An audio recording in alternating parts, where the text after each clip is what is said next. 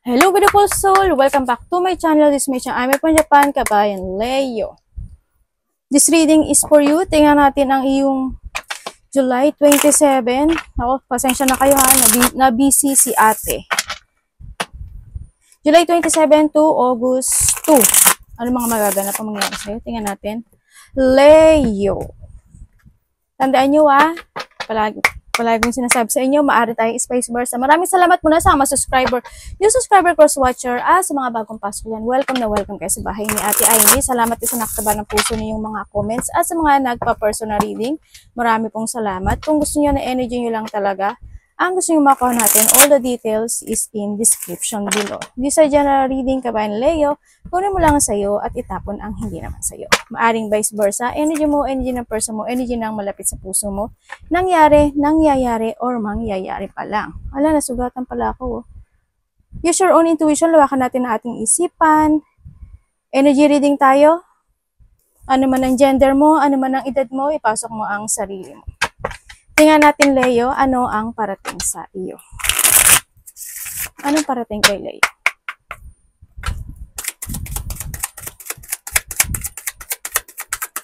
Ipangalawa lang natin yung energy mo.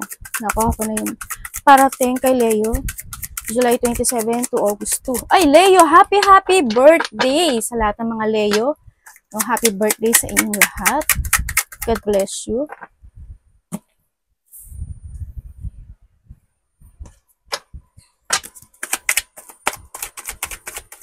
Parating sa iyo.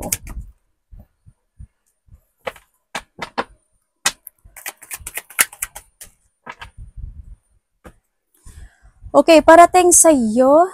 Ang nakikita ko sa iyo dito, itabi muna natin to.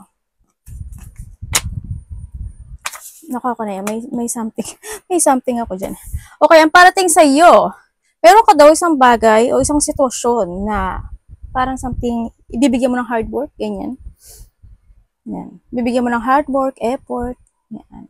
Yan, dami kong sugat. Bakit saan kaya galing to? Bigyan mo ng effort, hard work. Meron kang pupukusan. Kumaga. Ganun. Parang meron kang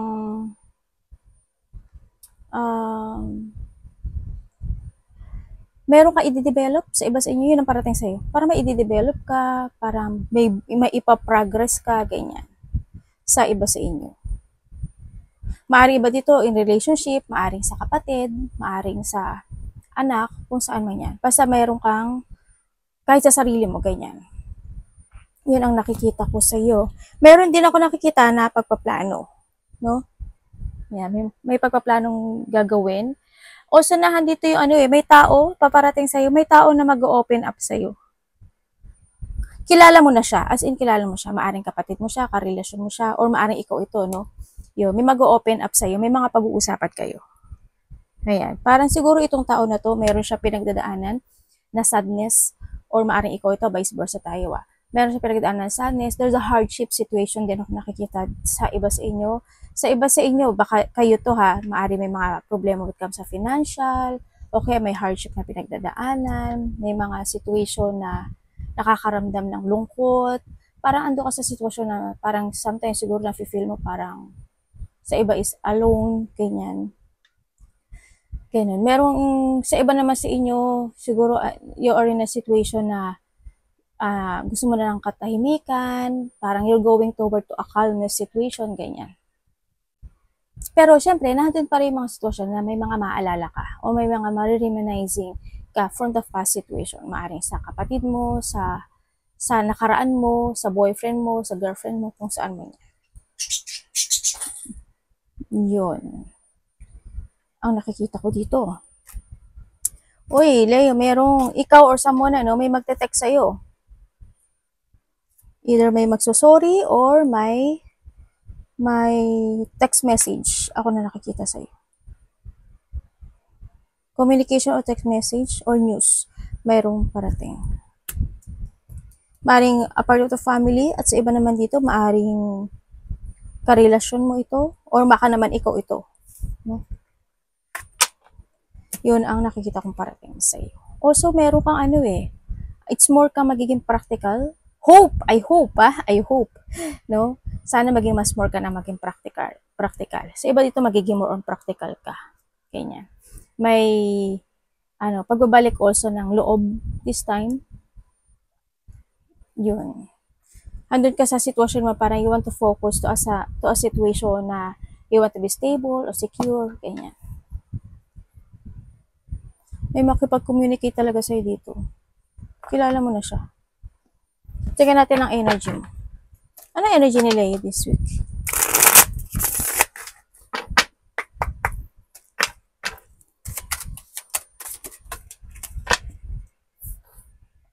Dalawa talaga, universe.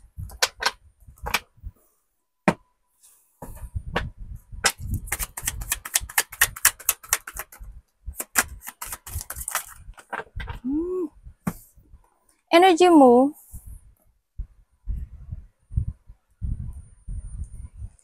yung iba sa inyo, ang energy nyo, maaring napopokus kayo sa ibang bagay. Yung nakikita ko sa'yo. No? Yan.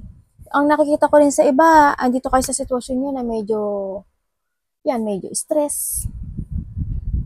Nagkakaroon ng negativity. Yun ang energy na nakita ko sa'yo, medyo nagkakaroon ng depression. May mga pinagdadaanan. Pero, andun ka naman kahit na may ganun na sitwasyon sa'yo na pinagdadaanan, andun pa rin naman yung confident mo, no? To nagawin yung mga bagay na gusto mong gawin. Kasi parang iba nga, sabi ko, di ba, parang may mga ginagawa kayo, parang may gusto kayong ayusin, or may isang sitwasyon na tatapusin mo, or may isang sitwasyon sa buhay mo na nag-end yung cycle niya. And also, maaaring andito ka na rin sa sitwasyon mo na pagbabalik ng iyong sarili. This time, maaaring na andito ka na sa sitwasyon mo din na merong parating na ikinaya-excite mo, or may darating na excitement sa buhay mo this week sa nakikita ko dito. Maaaring sa iba sa inyo, meron this time na nararanasan nyo na yun. Yun na nakikita ko. And also, may mga unexpected, changes happen. Yan, siguro yung unexpected na yun, yun yung ikinaka-depress mo, o kaya yung negativity na nagaganap ang nangyari sa'yo. Sa iba sa inyo, nandito ka sa sitwasyon nyo na lack of plan. Siguro, maybe, na lack of plan ka in the past, ganyan. And then this time, andito ka na sa sitwasyon mo na magpaplano ka ng muli. Ganyan. Alam mo ba na may tao dito na may patao dito na very defensive. Or maaaring ikaw to, ha. Kaya may tao na very defensive, o dedepensahan niya yung sarili. Gusto niya depensahan yung sarili niya. And then also, sa iba sa inyo is malalack of idea kayo. Sa iba, naman, pang-insulto, ganyan. O kaya ikaw yung mang-insulto, o kaya mai-insulto ka, yung mga ganun sitwasyon. May pang-insulto. And then also, may sana walang masakit magsalita, no, or walang pambabastos, something. Sana walang gano'n. Wala ding mangyari sana na parang, mapaparanoid ka, or someone's being a paranoid, ganyan. May tao rin na, hindi ko alam kung ayaw ka niyang kausapin, o ayaw mo siyang kausapin, or nagsisinungaling siya. Kausapin ka man niya, maaaring nagsisinungaling siya. Kumbaga dun din itong tao na to, or maaaring ikaw, nandito rin yung tao na to na gusto kanyang paniwalain, or maaaring ikaw sa gusto niyang sabihin sa'yo. Yun. Pwede rin may taong nagmamarunong, ganyan. May tao na hindi nakikinig. Yan, merong tao na magma-mind game sa'yo, ganyan. Yun. Tingnan natin ano lang dapat iwasan niya, universe. Tsaka may pagtulong dito. Maaring may tutulungan ka, or may hingi sa'yo ng tulong. Yan na nakita ko. Meron kang meron kang sa iba sa inyo, parang you're interested with something. Dapat iwasan nila yun.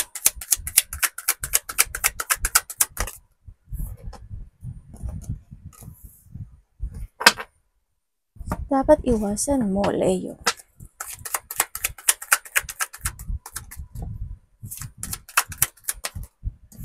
Ay, ano ba yan?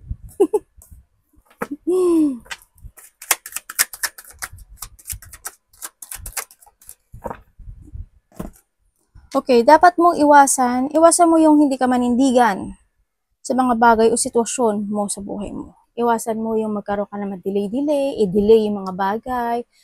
Iwasan mo na hindi ka makapag-umpisang muli, ganyan. Iwasan mo yung isang bagay o isang sitwasyon na naumpisa mo at hindi mo tatapusin. Iwasan mo rin yung alam mo naman sa sarili mo na kaya mo, alam mo sa sarili mo na dapat, pero hindi mo paninindigan. Iwasan mo yun. Iwasan mo yung ma-burnout ka, ma-drain ka. Iwasan mo na hindi mo masolusyonan o solusyonan yung mga bagay o sitwasyon. Kailangan din kasi dito is motivation. Kailangan din dito is moving forward. No? May mga bagay kasi na mas more na kailangan mo maging more wiser, you need to be stronger. May mga bagay na kailangan mong i-let go or kailangan mo nang ayusin yung mga ganun sitwasyon. Iwasan mo na hindi ka magkaroon ng paghihigpit sa sarili mo. Kailangan, kung may mga bagay na na kailangan panindigan, kailangan need to fight, gawin mo. As long as alam mo na makakagood para sa iyo. Yun. Iwasan mo yung magkakaroon ka ng frustration, magkaroon ka ng victim mentality, self-imprisonment, maiwasan mo doon. Tandaan mo, the choices is always available sa'yo. Kung magpapatrap at magpapasta ka sa isang sitwasyon mo sa buhay mo, walang mangyayari sa'yo. Wala, as in wala.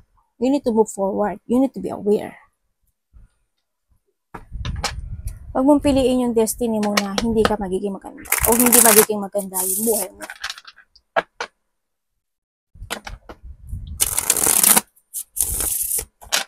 Huwag kang malito, huwag kang mag-focus in nothing. Huwag kang mag-focus sa nothing. Tingnan natin yung love mo. Kamusta po ba yung love ni Leo this week? Labi sa lahat kapatid, anak, magulang, karelasyon. Kamusta ang love ni Leo this week? Kaibigan. Uy, ulala.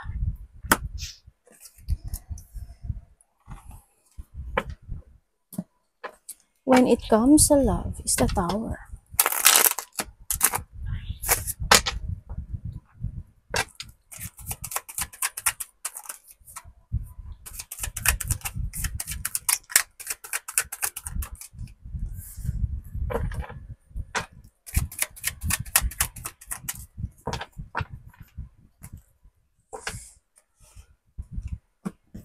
Okay, when it comes sa love.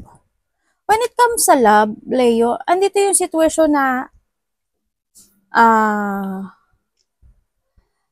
may isang sitwasyon, kung kayo is nagkahiwalay, kung kayo is nagkahiwalay, paulit-ulit lang kayo paulit-ulit lang kayo ng cycle. Ganun. Andun, kaso, isa sa inyo, hindi pa to tapos. No? Isa sa inyo, nagkaroon ng pagkulang in this relationship. Kumbaga, hindi na loss of control, ganyan, na hindi yung maaring nagkaroon ng mga sagabal in this relationship, kaya kayo nagkahiwalay. Pero isa sa inyo kasi, nagkakaroon siya ng delay para humakbang ng bagong baitang sa buhay niya, no? Sa nakikita ko dito. Kumbaga sa kanya, unfinished to. Ganyan. Kumbaga para sa kanya, parang may kulang pa. Parang, hindi, I hope, hindi ikaw ang nagja-judge doon sa partner mo. At hope hindi ka rin niya i-judge. Pero may pag-judge ako nakikita when it comes in this relationship. Yun na nakikita ko dito. Dumating yung time na nakakapagod na, ganyan. Dumating na yung time na kailangan mong i-let go yung relationship. Pero andun yung sitwasyon na ikaw or siya, ha, gusto pa rin niya ng union sa'yo. Gusto niya pa rin ng getting together, no? Sa nakikita ko dito. Andun pa rin siya sa thinking na yun. Kung kayo naman, nasa relasyon, asawa mo man yan, o karelasyon lang, yan, hindi naman lang, karelasyon mo, ang nakikita ko dito, may kulang, may kakulangan. Kumbaga, yung relationship na to, hope, siguro delay lang sa iba, siguro there's a delay of a good condition or good relationship, no? May konting delay na magaganap o may konting delay na nangyayari. Kasi in this relationship, sa ngayon hindi ko pa nakikita. Oo, masaya, may lungkot, may saya, may mga problema na pinagdadaanan, pero hindi ko pa nakikita yung malaking pagbabago na magaganap o mangyayari in this relationship. Kasi nandito si Tower. May mga kamalian na nagaganap, no? Maaring may mali sa part mo, may mali sa part niya. O may mali in this relationship. Maaring nagkakaroon ng pagkukulang. Maaring sa side mo o sa side niya. You know, may kulang dito sa relasyon na to. Kasi may mga bagay na hindi na-accomplish, may mga bagay na hindi nag-fulfill, no? Kumbaga, maaring ikaw or siya, vice versa, nagkakaroon ka ng self-doubt, no? Siguro, self-doubt sa kakayahan ng isa o ng bawat isa, no? O sa sarili mo mismo, ganyan. May something dito sa sitwasyon na to. Yun na nakikita ko. Pero, hindi siya maganda, no? Kasi, yung cycle nyo kasi, kung ano yung nagiging relasyon nyo, o ano yung sitwasyon nyo, uulit lang ng uulit. Uulit lang ng uulit. As in. Kung single ka, may parating sa'yo.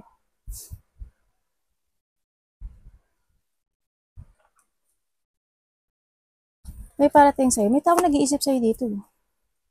O, diba? Pinag-uusapan ka nga eh.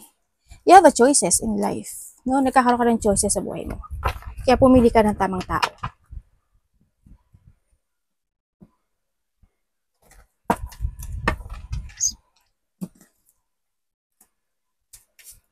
O, diba? Kinuha ko lang yan kanina. Leo, the Emperor. Uy!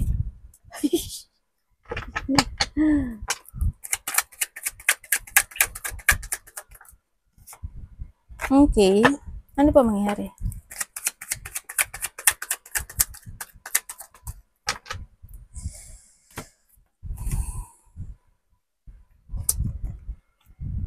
Okay. Ang nakikita ko sa'yo dito, magkakaroon ka ng pagpapasya. No? Magkakaroon ka ng pagpapasya.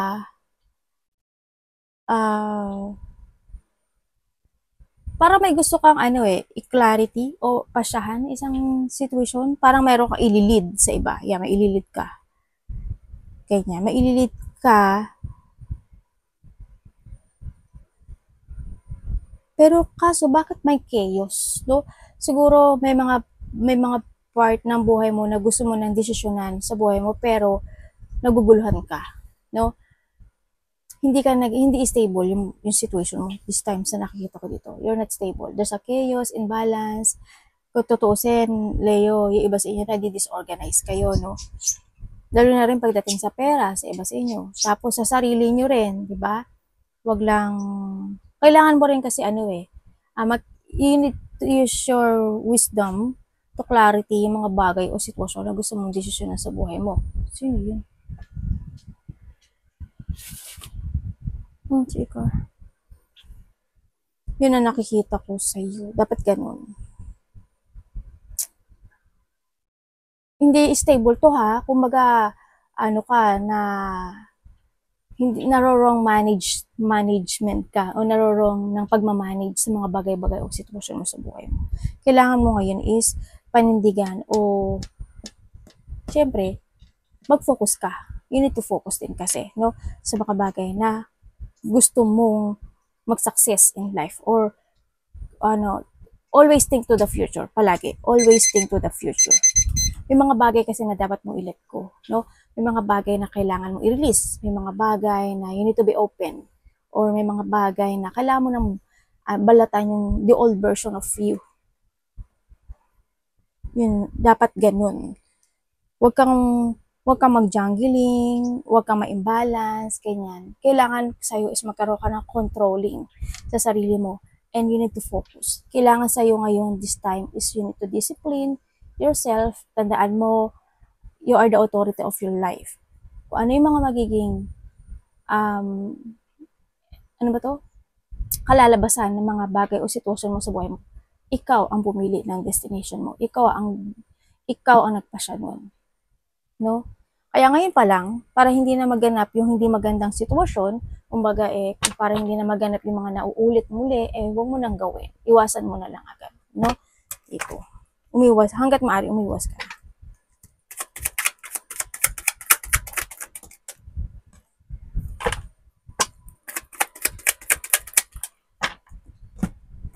Devil! Okay. Ang nakikita ko sa'yo dito, medyo may pressure, no? Medyo nagkakaroon ka nape-pressure ka sa sitwasyon mo. Ganyan. May mga bagay na you want to put some effort, ganyan. May mga bagay na pinupukusan mo dito, pero nape-pressure ka. You're stuck. You're trapped. Ganyan. Andito ka sa sitwasyon mo na hindi maganda, syempre, no? Sa nakikita ko dito. Hindi mo alam kung parang nasa, ano ba to? Kung sa sitwasyon gusto mong pagsabayin yung dalawa. Ganyan. Halimbawa, gusto ko kumbaga, nagdadrive ako, di ba? Kumbaga, gusto mong, kung maganahan may line, gusto ko kaliwa kanan, gusto mong gumit na doon, pero hindi mo kaya. Ganyan. Kaya nakita ko sa you're stuck. Napo-focus ka in a wrong situation. Napo-focus ka, nai-stagnant ka actually dito, no? Kaya handun yung pressure. Handun yung, ano tawag dito? Nagkakaroon ka ng limitation sa buhay mo. Kasi hindi ko nakikita yung success. Yan ang nakikita ko dito. Hindi, mali yung pagkocontrol mo this time sa sarili mo, Leo. As in, baguhin mo, no? Baguhin mo ang nakita ko dito. Baguhin mo yung sarili mo. Kailangan is you need to value yourself, you need to value the future. Kailangan mo na you need to be a leader of yourself din kasi sa nakikita ko dito. Use your intuition. Syempre, andito yung situation na use your wisdom, yung karunungan mo, gamitin mo. Kasi, ang nakikita ko sa'yo dito, hindi mo nagagamit. Hindi, as in hindi talaga. As in hindi. Mali lahat. Ate, pagkakamali mo, hindi kasi mali, tingnan mo, may tama ba? Wala, Devil. Alam ko naman na alam nyo kung saan parte ng buhay ko yan. As in, mali. You're stuck, you're trapped. Kumbaga, you're holding back to change to your best version. Diba? Maaring nauulit muli yung dati, ganyan. Huwag sana naman. Mag-ingat ka rin sa mga, kinakain at iniinom mo. Kasi parang hindi mo na papahalagahan din yung sarili nyo sa iba sa inyo.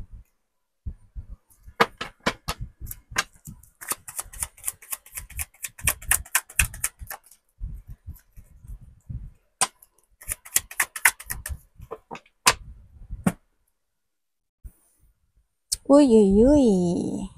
Okay.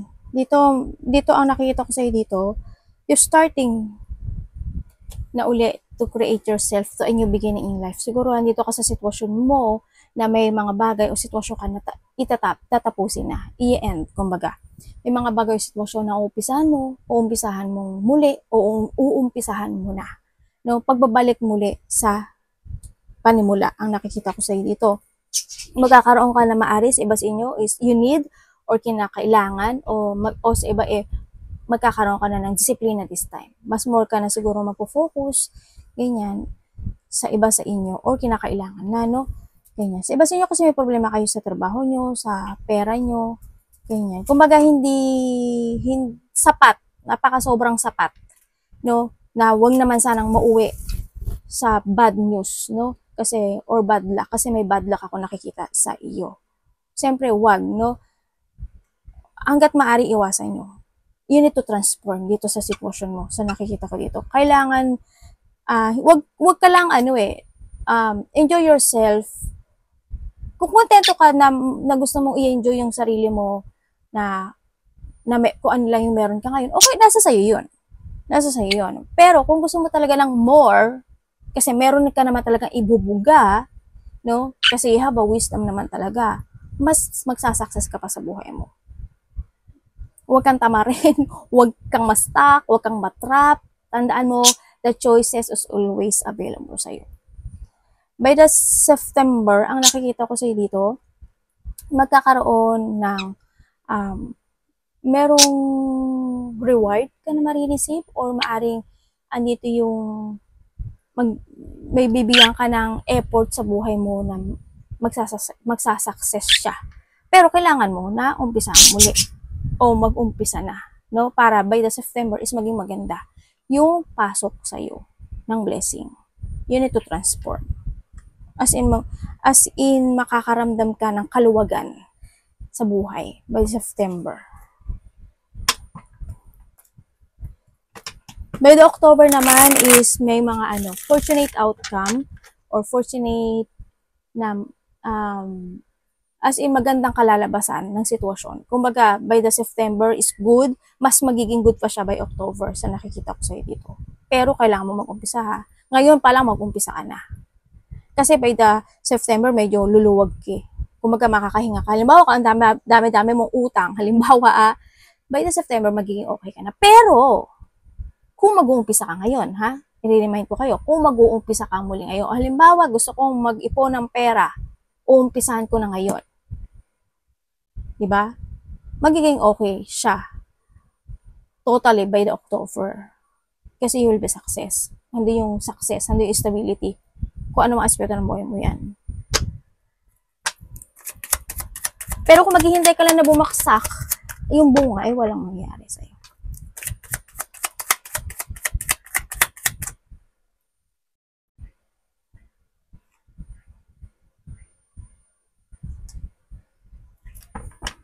Kumbaga, kung may pagkakautang ka by the September, medyo nababayad-bayaran mo na. Konti na lang utang mo. O kaya, is back to the zero ka na. Syempre, wag ka namang utang, wag ka ng cart, di ba? Kung cart ka ng cart at lagay-lagay ka ng order wala na.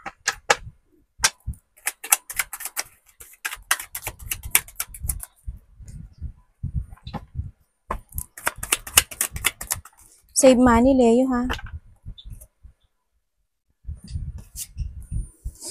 Uy, Okay. Expect the unexpected. May unexpected flow of emotion happen sa'yo, Leo. Sa iba sa inyo is 3 days, 3 hours, 3 days, 3 weeks, 3 months. Kaya sabi ko sa'yo, mag-umpisa ka na ngayon, di ba? Maaring sa iba naganap na o nangyari na. Nandito yung sitwasyon na nagkaroon ng mga depression, may mga depression, unhappiness, maaring iba is separation, heartache, loneliness, lungkot, iyak, kuhanin mo lang yung sa'yo doon, maaring nagkaroon ng conflict, or when it comes sa sarili mo, nagkakaroon ka ng conflict kasi hindi ka makafocus tulad ng sabi ko kanina, or hindi nyo may mga disappointment na magaganap ang mangyayari sa'yo o naganap na sa iba. Magkakaroon ng mga intense, ganyan. And then also, sa nakikita ko rin sa'yo dito, this is the time na rin na kailangan mo mag-focus and take it action to make it real yung goals mo this time. May mga bagay na kailangan mong i-let go, alisin, baguhin. This is the time to decide. Kung ano yung mga bagay na ikakat mo sa buhay mo, kung ano yung mga bagay na uumpisahan mo, kung ano yung mga bagay na paplanuhin mo. Mag-focus ka sa layunin mo. Leo, no? Think advantage, no? Nandito ka sa sitwasyon mo na, sa iba sa inyo, nandito ka sa sitwasyon mo na nagti-think advantage na kayo, no? Kaso, pag-isipan mong maigi yung pinag-iisipan mo kasi pwede siyang yes, tapos at the end, no. Mas more ka pang mag-think advantage. Ganyan. kung kinakailangan magkaroon ka ng choices in life, pag-isipan mo ng very carefully, then mag-trust ka sa intuition mo kung ano talaga yung decision mo na gusto mo sa buhay. May tao din nakakausap sa'yo, mas bata sa'yo, ang nakikita ko. Ikaw ang kakausap or siya ang kakausap sa'yo. Mas bata sa'yo. Itong tao na to siguro handi siya sa situation of a painful situation. Ando sa sitwasyon na maaaring itong tao is nahahang or may mga pinagdadaanan siya na problema in life. Yun ang nakikita ko. Siguro nagkakaroon siya ng depression, handang yung emotions, no? Or maaring ikaw ito, magsusodan ka sa kanya o magsasalita ka sa kanya o susuportahan, hingi ka ng support sa kanya, vice versa tayo. Arigato namaste, God bless.